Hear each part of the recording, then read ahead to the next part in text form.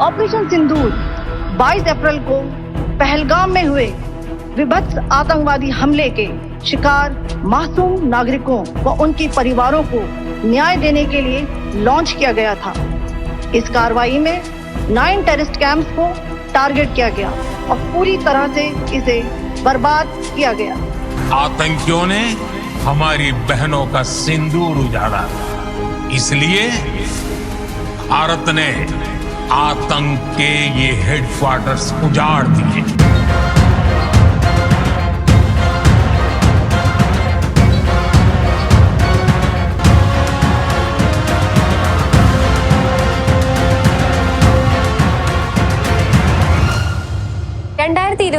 ഫെബ്രുവരി 26 Indian കരസേനയുടെ western command മേധാവി lieutenant general Manoj Kumar Katiyar പാകിസ്ഥാന് വളരെ കർശനമായ ഒരു മുന്നറിയിപ്പ് നൽകി. ഇന്ത്യയെ വീണ്ടും പ്രകോപിപ്പിക്കാൻ പാകിസ്ഥാൻ ശ്രമിച്ചാൽ ഞങ്ങളുടെ അടുത്ത നീക്കം ഓപ്പറേഷൻ സിന്ദൂർ 2.0 ആയിരിക്കും. അത് കഴിഞ്ഞ തവണത്തേക്കാൾ എത്രയോ മടങ്ങ് ഭയാനകമായിരിക്കും. എന്താണ് ഈ ഓപ്പറേഷൻ സിന്ദൂർ? കഴിഞ്ഞ വർഷം, അതായത് 2025 മെയ് മാസത്തിൽ ലോകം മുഴുവൻ ഉറങ്ങിക്കിടക്കുമ്പോൾ അതിർത്തിക്കപ്പുറത്ത് പാക് അധീന കാശ്മീരിലും പാകിസ്ഥാന്റെ ഉള്ളറകളിലും കടന്നു കയറി ഇന്ത്യ നടത്തിയ ആ മിന്നലാക്രമണത്തിന്റെ യഥാർത്ഥ കഥ എന്താണ്? 1947 മുതൽ തീരാത്ത പകയുമായി ഇന്ത്യയെ തകർക്കാൻ ശ്രമിക്കുന്ന പാകിസ്ഥാൻ എന്ന രാജ്യത്തിന്റെ ശത്രുതയ്ക്ക് പിന്നിലെ യഥാർത്ഥ കാരണങ്ങൾ എന്തൊക്കെയാണ്? ഒരു യുദ്ധത്തിനപ്പുറം ഭീകരതയുടെ വേരറുക്കാൻ ഇന്ത്യ എടുത്ത ആ വലിയ തീരുമാനത്തിന്റെ, ശത്രുവിന്റെ നെഞ്ചകം പിളർന്ന ആ ഓപ്പറേഷന്റെ കഥയിലൂടെ നമുക്കൊന്ന് സഞ്ചരിക്കാം. So welcome back to tree shade stories.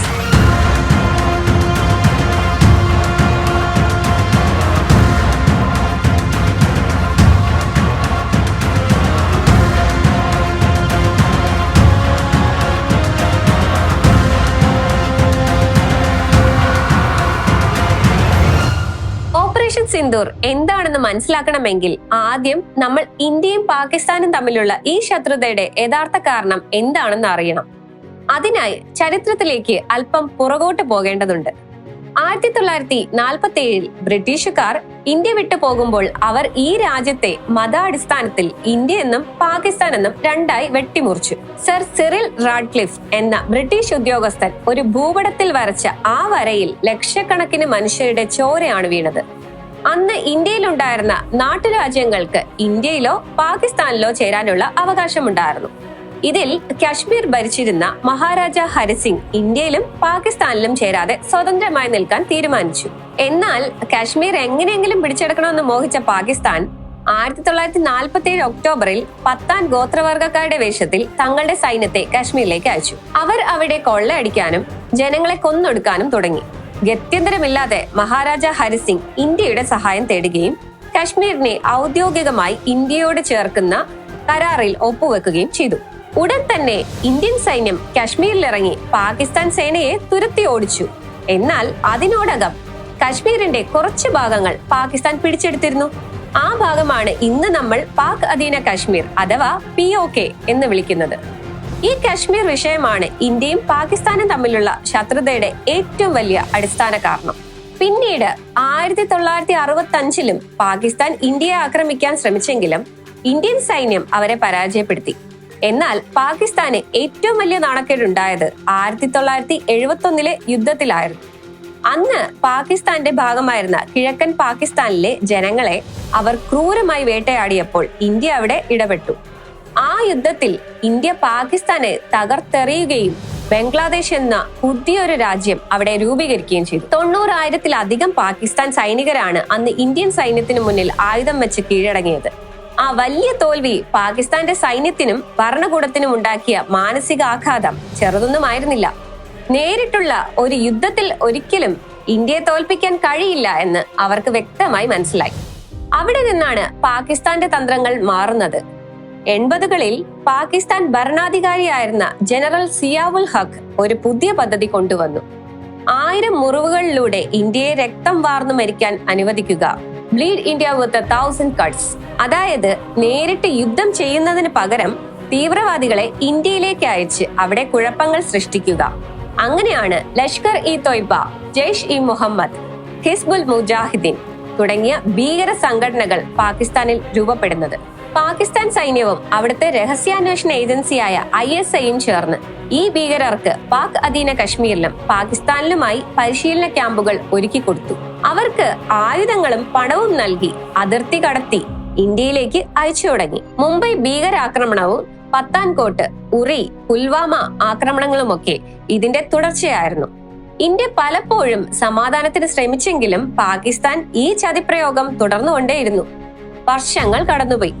2025 April മാസം എത്തി. കാശ്മീരിലെ പഹൽഗാം എന്ന മനോഹരമായ വിനോദസഞ്ചാര കേന്ദ്രം. രാജ്യത്തിന്റെ പല ഭാഗങ്ങളിൽ നിന്നും വിദേശങ്ങളിൽ നിന്നും അവിടെ പ്രകൃതി ഭംഗി ആസ്വദിക്കാൻ എത്തിയ 100 കണക്കിന് വിനോദസഞ്ചാരികൾ. ഏപ്രിൽ 22-ാം തീയതി ആ വിനോദസഞ്ചാരികൾക്കിടയിലേക്ക് ആയുധങ്ങളുമായി കുറെ ഭീകരർ കടന്നു വന്നു. അവർ അവിടെയുള്ള വിനോദസഞ്ചാരികളെ മതത്തിന്റെ പേരിൽ വേർതിരിച്ചു നിർത്തി. എന്നിട്ട് യാതൊരു ദയയുമില്ലാതെ നിരായുധരായ ആ പാവ മനുഷ്യർക്ക് നേരെ അവർ വെടിയുതിർത്തു. നേപ്പാളിൽ നിന്നും വന്ന ഒരു വിനോദസഞ്ചാരി ഉൾപ്പെടെ 26 നിഷ്കളങ്കരായ മനുഷ്യരാണ് അന്ന് ആ പഹൽഗാമിലെ മണ്ണിൽ പിടഞ്ഞു വീണ് മരിച്ചത്. ഇന്ത്യയെ ഒന്നാകെ നടുക്കിയ മനുഷ്യത്വമില്ലാത്ത ഒരു കൊടും ക്രൂരതയായിരുന്നു അത്. ഈ ആക്രമണത്തിന്റെ ഉത്തരവാദിത്തം ദി റെസിസ്റ്റൻസ് ഫ്രണ്ട് അഥവാ TRF എന്ന സംഘടന ഏറ്റെടുത്തു. യഥാർത്ഥത്തിൽ ലഷ്കർ ഇ തോയ്ബ എന്ന പാകിസ്ഥാൻ ഭീകര സംഘടനയുടെ മറ്റൊരു പേര് മാത്രമായിരുന്നു അത്. ഈ സംഭവം ഇന്ത്യയുടെ ക്ഷമയുടെ നെല്ലിപ്പലക തന്നെ തകർത്തു. ഇനി സമാധാന ചർച്ചകൾ ഇല്ലെന്നും പകരം കൃത്യമായ മറുപടി നൽകണമെന്നും ഇന്ത്യൻ ഭരണകൂടവും പ്രധാനമന്ത്രി നരേന്ദ്രമോദിയും തീരുമാനിച്ചു. എന്നാൽ അതൊരു സാധാരണ മറുപടി ആകരുത്. ഈ ആക്രമണത്തിന് പിന്നിൽ പ്രവർത്തിച്ച ഭീകരർക്കും അവർക്ക് ഒളിത്താവളം നൽകുന്ന പാകിസ്ഥാനും അത് വലിയൊരു പാഠമായിരിക്കണം. ഈ ലക്ഷ്യത്തോടെ ഇന്ത്യൻ സൈന്യം തയ്യാറാക്കിയ വലിയൊരു സൈനിക നീക്കമായിരുന്നു ഓപ്പറേഷൻ സിന്ദൂർ. വെറുമൊരു പേരല്ല സിന്ദൂർ, മറിച്ച് നീതിക്ക് വേണ്ടിയുള്ള ഇന്ത്യയിലെ കോടിക്കണക്കിന് ജനങ്ങളുടെ വികാരമാണ് ആ പേര് എന്ന് പ്രധാനമന്ത്രി തന്നെ പിന്നീട് വ്യക്തമാക്കുകയുണ്ടായി. 2025 മെയ് 7, സമയം പുലർച്ചെ 1:44. ഇന്ത്യയുടെ കരസേനയും നാവികസേനയും വ്യോമസേനയും ഒരുമിച്ച് തങ്ങളുടെ നീക്കം ആരംഭിച്ചു. യാതൊരു മുൻകൂർ സൂചനകളുമില്ലാതെ ഇന്ത്യൻ വ്യോമസേനയുടെ റഫാൽ ഫൈറ്റർ ജെറ്റുകൾ അതിർത്തി കടന്നു. അവരുടെ ലക്ഷ്യം പാകിസ്ഥാനിലെ സാധാരണക്കാരോ അവിടുത്തെ മിലിറ്ററി ക്യാമ്പുകളോ ആയിരുന്നില്ല, മറിച്ച് പഹൽഗാം ആക്രമണത്തിന് പിന്നിൽ പ്രവർത്തിച്ച ഭീകരരുടെ പരിശീലന കേന്ദ്രങ്ങളായിരുന്നു. പാക് അധീന കശ്മീരിലെ മുസാഫറാബാദ്, കോട്ട്ലി എന്നിവയ്ക്ക് പുറമെ പാകിസ്ഥാന്റെ സ്വന്തം ഭൂമിയായ പഞ്ചാബ് പ്രവിശ്യയിലെ ബഹവൽപൂർ, മുരിഡ്കെ എന്നിങ്ങനെ 9 പ്രധാന ഭീകര കേന്ദ്രങ്ങളിലേക്കാണ് ഇന്ത്യൻ മിസൈലുകൾ പറന്നിറങ്ങിയത്. അത് ചില്ലറ ആക്രമണമൊന്നും ആയിരുന്നില്ല. ലഷ്കർ ഇ തോയ്ബയുടെയും ജെയ്ഷ് ഇ മുഹമ്മദിന്റെയും ഏറ്റവും വലിയ പരിശീലന കേന്ദ്രങ്ങൾ ആ മിസൈൽ ആക്രമണത്തിൽ പൂർണ്ണമായും തകർന്നടിഞ്ഞു. ഭീകരർക്ക് ആയുധ പരിശീലനം നൽകുന്ന ഷവായ് നള്ള എന്ന ക്യാമ്പ് സ്കാൽപ് മിസൈലുകളും ഹാമർ മിസൈലുകളും ഉപയോഗിച്ച് ഇന്ത്യൻ സൈന്യം നാമാവശേഷമാണ്. അമേരിക്കൻ ഡ്രോണുകൾക്ക് പോലും കടന്നു ചെല്ലാൻ കഴിയാത്തത്ര സുരക്ഷയുള്ള പാകിസ്ഥാന്റെ ഉള്ളറകളിലേക്കാണ് ഇന്ത്യയുടെ ബ്രഹ്മോസ് ക്രൂയിസ് മിസൈലുകൾ ചെന്ന് പതിച്ചത്. 100-ലധികം കൊടും ഭീകരരാണ് ആ ഒറ്റ രാത്രിയിൽ അവിടെ വെന്തു മരിച്ചത്. ഇന്ത്യയുടെ ഒരു വിമാനത്തിന് പോലുമോ ഒരു സൈനികന് പോലുമോ യാതൊരു കേടുപാടുകളും സംഭവിച്ചില്ല. വെറും 23 മിനിറ്റുകൾ കൊണ്ടാണ് ഈ വലിയ ഓപ്പറേഷൻ ഇന്ത്യൻ സൈന്യം പൂർത്തിയാക്കിയത്. പാകിസ്ഥാന്റെ റഡാറുകളെയും ചൈന നൽകിയ എയർ ഡിഫൻസ് സിസ്റ്റങ്ങളെയും പൂർണ്ണമായും ജാം ചെയ്തുകൊണ്ടാണ് ഇന്ത്യ ഈ മിന്നലാക്രമണം നടത്തിയത്. പെട്ടെന്നുള്ള ഈ ആക്രമണത്തിൽ പാകിസ്ഥാൻ അക്ഷരാർത്ഥത്തിൽ ഞെട്ടിപ്പോയി. ഇന്ത്യ ഇത്രത്തോളം ഉള്ളിലേക്ക് കടന്നു വന്ന് ആക്രമിക്കുമെന്ന് അവർ സ്വപ്നത്തിൽ പോലും കരുതിയിരുന്നില്ല. മെയ് 7-8 തീയതികളിലെ രാത്രികളിൽ പാകിസ്ഥാൻ തിരിച്ചടിക്കാൻ ശ്രമിച്ചു. എന്നാൽ ജമ്മു, ശ്രീനഗർ, പത്താൻകോട്ട്, അമൃത്സർ തുടങ്ങി ഇന്ത്യയുടെ പ്രധാന നഗരങ്ങളിലേക്കും മിലിറ്ററി ക്യാമ്പുകളിലേക്കും മതപരമായ ആരാധനാലയങ്ങളിലേക്കും അവർ ഡ്രോണുകളും മിസൈലുകളും അയച്ചു. എന്നാൽ ഇന്ത്യയുടെ അത്യാധുനിക എയർ ഡിഫൻസ് സിസ്റ്റം ആകാശത്ത് ഒരു വലിയ ഇരുമ്പ് മതിൽ തീർത്തിരുന്നു. പാകിസ്ഥാൻ അയച്ച ചൈനീസ് നിർമ്മിത ഡ്രോണുകളെയും മിസൈലുകളെയും ഇന്ത്യൻ സൈന്യം ആകാശത്ത് വെച്ച് തന്നെ തകർത്തെറിഞ്ഞു. ഇന്ത്യയുടെ ഈ ശക്തമായ പ്രതിരോധത്തിന് മുന്നിൽ പിടിച്ചു നിൽക്കാൻ പാകിസ്ഥാന് കഴിഞ്ഞില്ല. തുടർന്നുള്ള ദിവസങ്ങളിൽ പാകിസ്ഥാൻ വലിയ സാമ്പത്തിക നഷ്ടങ്ങളിലേക്കും പ്രതിസന്ധികളിലേക്കും വീണു. ഇന്ത്യയുമായി ഒരു വലിയ യുദ്ധം നടന്നാൽ പാകിസ്ഥാൻ ഭൂപടത്തിൽ നിന്ന് തന്നെ ഇല്ലാതാകുമെന്ന് അവർക്ക് നന്നായി അറിയാമായിരുന്നു. ഒടുവിൽ ചില വിദേശ രാജ്യങ്ങൾ വഴി അവർ ഇന്ത്യയോട് വെടിനിർത്തലിനായി അപേക്ഷിച്ചു. 2025 മെയ് 10 ഈ ഹ്രസ്വകാല യുദ്ധം അവസാനിച്ചു. ഒരു രാജ്യത്തിന്റെ പരമാധികാരത്തിന് നേരെ വരുന്ന ഭീകരതയെ എങ്ങനെയാണ് ഒരു പുതിയ ഇന്ത്യ നേരിടുക എന്നതിന്റെ ഏറ്റവും വലിയ ഉദാഹരണമായിരുന്നു ഓപ്പറേഷൻ സിന്ദൂർ. ഇതൊരു ട്രെയിലർ മാത്രമാണെന്നും ഇനിയും ഇന്ത്യയിലെ നിരപരാധികളുടെ ചോര വീഴാൻ പാകിസ്ഥാൻ കാരണമായാൽ അതിനുള്ള മറുപടി മുൻപത്തെ പോലെ നയതന്ത്ര ചർച്ചകളായിരിക്കില്ല, മറിച്ച് ഭീകരരുടെ നെഞ്ചിലേക്കുള്ള മിസൈലുകളായിരിക്കുമെന്ന് ഇന്ത്യ ലോകത്തോട് വിളിച്ചു പറഞ്ഞു. ലോകരാജ്യങ്ങൾ മുഴുവൻ ഇന്ത്യയുടെ ഈ നടപടിയെ പിന്തുണച്ചു. ഈ ചരിത്ര വിജയം ഇന്ന് ഇന്ത്യയിലെ സ്കൂൾ സിലബസുകളിൽ NCERT പുസ്തകങ്ങളിൽ വരെ കുട്ടികളെ പഠിപ്പിക്കാൻ സർക്കാർ തീരുമാനിച്ചിട്ടുണ്ട്. എന്നാൽ ഈ സംഭവത്തിന് ശേഷം ഇന്ത്യ മിണ്ടാതിരിക്കുകയാണെന്ന് കരുതിയെങ്കിൽ തെറ്റി. പാകിസ്ഥാൻ വീണ്ടും അതിർത്തിയിൽ കുഴപ്പങ്ങൾ ഉണ്ടാക്കാൻ ശ്രമിക്കുന്ന പശ്ചാത്തലത്തിലാണ് ഈ അടുത്തിടെ, അതായത് 2026 ഫെബ്രുവരി 26 നമ്മുടെ വെസ്റ്റേൺ കമാൻഡ് മേധാവി വലിയൊരു താക്കീത് നൽകിയത്.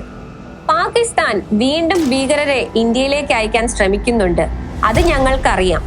അങ്ങനെ സംഭവിച്ചാൽ ഇന്ത്യയുടെ അടുത്ത നീക്കം എന്തായിരിക്കുമെന്ന് സംശയിക്കേണ്ട, അത് ഓപ്പറേഷൻ സിന്ദൂർ 2.0 ആയിരിക്കും. അത് കഴിഞ്ഞ തവണത്തേക്കാൾ എത്രയോ മടങ്ങ് വലുതായിരിക്കും. എത്രത്തോളം ആഴത്തിൽ ഞങ്ങൾ പാകിസ്ഥാനെ ആക്രമിക്കും എന്നത് ആ സമയത്തെ സാഹചര്യത്തെ ആശ്രയിച്ചിരിക്കും. ഇതാണ് ആ മുന്നറിയിപ്പ്. ഒരു കാര്യം വ്യക്തമാണ്, പഴയതുപോലെ ഭീകരാക്രമണങ്ങൾ നടത്തിയിട്ട് ഇന്ത്യയുടെ സമാധാന ചർച്ചകൾക്കായി കാത്തിരിക്കുന്ന കാലം കഴിഞ്ഞിരിക്കുന്നു. ഇന്ത്യയുടെ സൈനിക ശേഷിയും സാങ്കേതിക വിദ്യയും ഇന്ന് ലോകത്തെ വൻകിട രാജ്യങ്ങൾക്കൊപ്പമാണ്. ഇനിയും പാകിസ്ഥാൻ തങ്ങളുടെ തെറ്റുകൾ തിരുത്താൻ തയ്യാറായില്ലെങ്കിൽ ഒരു പക്ഷേ ഭാവിയിൽ പാകിസ്ഥാൻ എന്ന രാജ്യത്തെ ഭൂപടത്തിൽ നിന്നും തന്നെ ഇല്ലാതാക്കുന്ന ഒരു വലിയ നീക്കമായിരിക്കും ഇന്ത്യയുടെ ഭാഗത്തു നിന്നും ഉണ്ടാവുക. ഭീകരവാദത്തെ പ്രോത്സാഹിപ്പിക്കുന്ന ഒരു രാജ്യത്തിനും അധികകാലം നിലനിൽക്കാൻ കഴിയില്ല എന്ന ചരിത്ര സത്യമാണ് പാകിസ്ഥാൻ മനസ്സിലാക്കേണ്ടത്. എത്രയൊക്കെ തിരിച്ചടികൾ കിട്ടിയാലും പാകിസ്ഥാൻ തങ്ങളുടെ ഭീകരവാദ പ്രവർത്തനങ്ങൾ അവസാനിപ്പിക്കുമെന്ന് നിങ്ങൾക്ക് തോന്നുന്നുണ്ടോ? അതോ ഇന്ത്യയുടെ വരാനിരിക്കുന്ന ഓപ്പറേഷൻ സിന്ദൂർ 2.0 എന്ന അടുത്ത നീക്കം പാകിസ്ഥാന്റെ പൂർണ്ണമായ തകർച്ചയ്ക്ക് കാരണമാകുമോ? നിങ്ങളുടെ അഭിപ്രായങ്ങൾ താഴെ കമന്റ് ചെയ്യുക. വീഡിയോ ഇഷ്ടപ്പെട്ടാൽ ലൈക്ക് ചെയ്യാനും സുഹൃത്തുക്കളിലേക്ക് ഷെയർ ചെയ്യാനും മറക്കരുത്. ഇതുപോലുള്ള കൂടുതൽ വിജ്ഞാനപ്രദമായ യഥാർത്ഥ ചരിത്ര കഥകൾക്കായി ഈ ചാനൽ സബ്സ്ക്രൈബ് ചെയ്യുക. സ്റ്റേ ട്യൂൺ വിത്ത് us.